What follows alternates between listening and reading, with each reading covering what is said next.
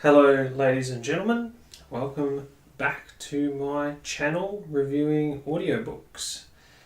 Today's audiobook we will be reviewing is A Throne for Sisters, written by Morgan Rice, published 2017 and read for us by Wayne Farrell.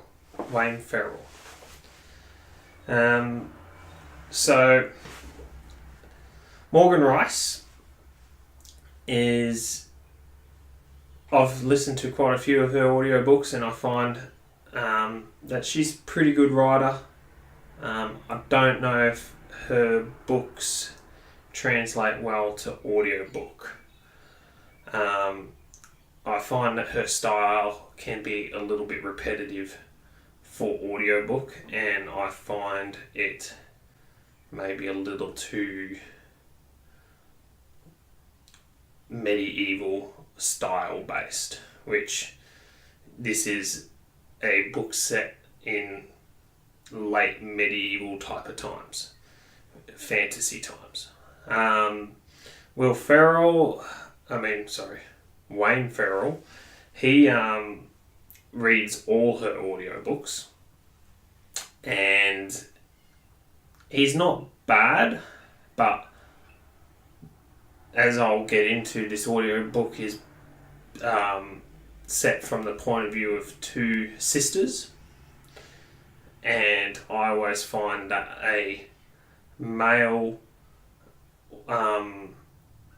narrator for an audiobook doesn't do the female point of view as well as a female does. Well, I find that a female can do a male point of view a lot better.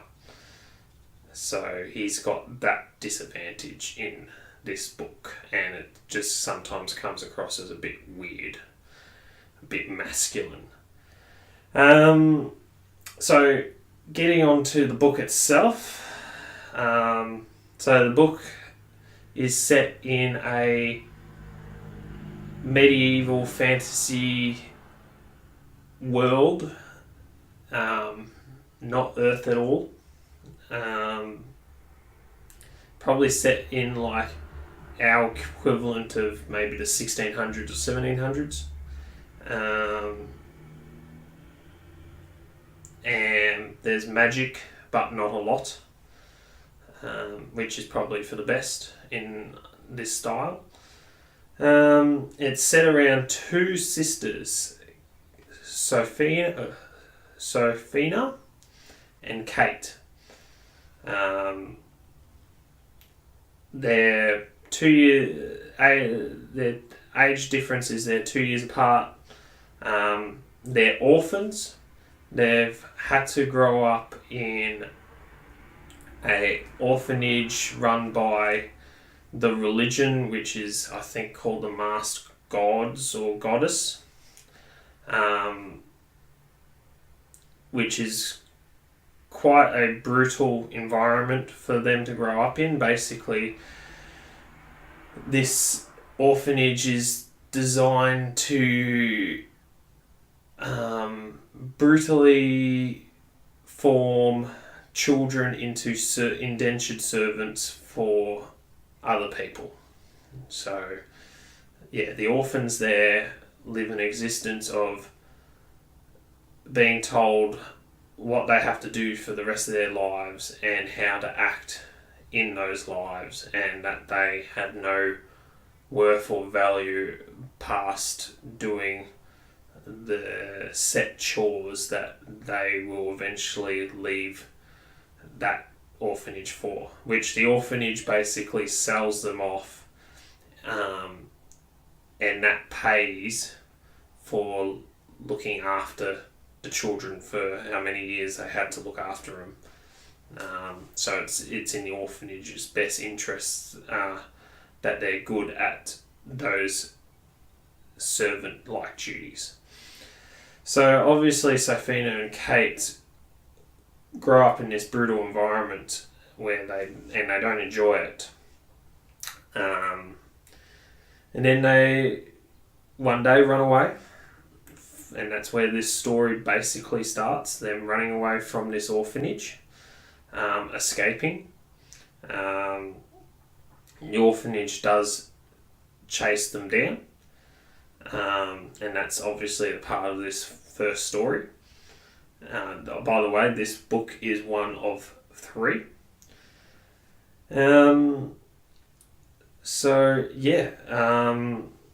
They escape. They actually do have powers. I guess they call them powers. They are able to read other people's minds.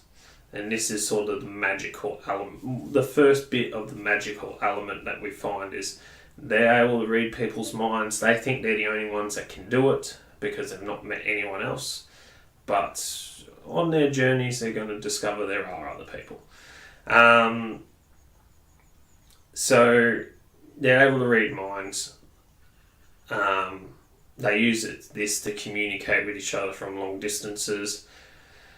They're both very different. Sophina, when she escapes, she wants to try to marry a nobleman and live a noble class life.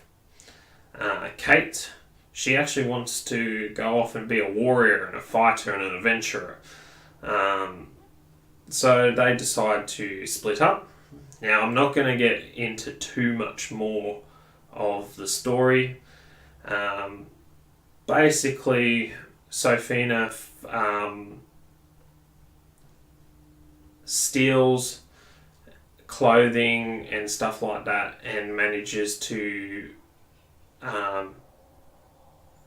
con her way into a noble party and meets Sebastian, who is the second heir prince to the throne, and they fall in love, as these stories usually do have some type of love story. And basically her storyline from there on is just set around her trying to stay in this lifestyle, trying not to be discovered as what and who she really is. And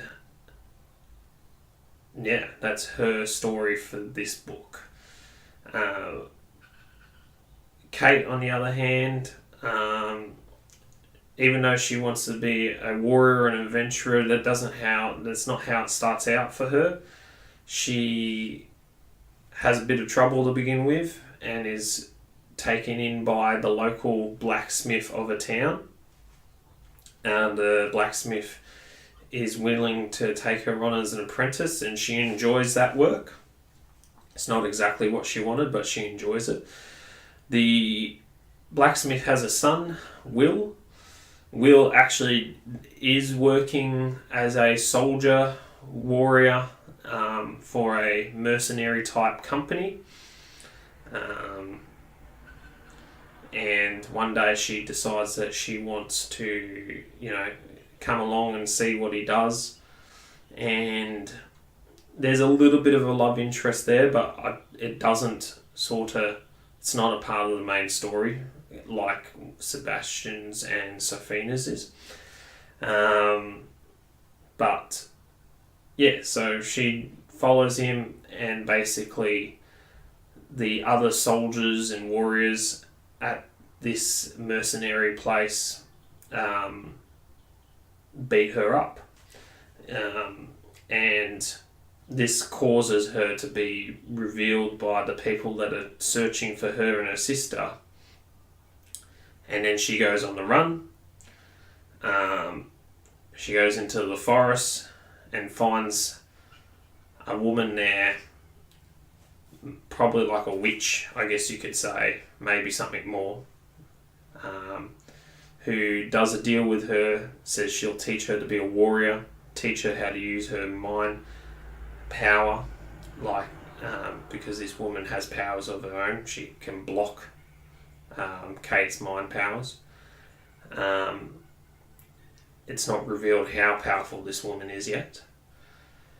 And so Kate agrees to become her apprentice, but there's a favour involved, an unnamed favour that she has not revealed what it will be yet. And that's basically Kate's storyline. So, to summarise, it's an alright audiobook. The narration's good enough. The writing is good enough. It's an audiobook that I was able to finish and complete.